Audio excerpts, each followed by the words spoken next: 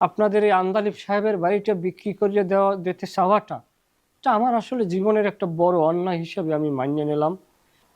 আর আপনার এত প্রশ্নের উত্তর দিতে দিতে অনেকটা ক্লান্ত। আমি আসলে এখন চলে যাইতে চাই। তবে চলে যাওয়ার আগে যদি আন্দালিব সাহেবের সাথে একটাবার দেখা করতে পারতাম, ওনাকে সামনাসামনি বলতে পারতাম যে কেন আপনি এই বাড়ি বিক্রির বিজ্ঞাপনটা দিলেন, তবে একটু মনে শান্তি পাইতাম। বগিচুগির কথা কেড়ে হইতেছেন আপনি আবার দাবার বোঝায়। হ্যাঁ, আমি আমদালি ভাইয়ের একমাত্র কাজিন ডুবে ফেরত। হ্যাঁ, আপনি আমার লগে বগিচুগি করবেন?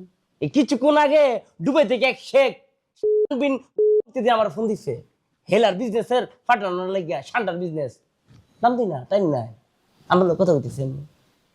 হ্যাঁ বস বস আসলে আমাকে ক্ষমা করে দেন বস, আমি আপনাকে প্রথমে এস্টিমেট করতে পারি নাই বস, এটা আমার অপরিপক্কতা বস।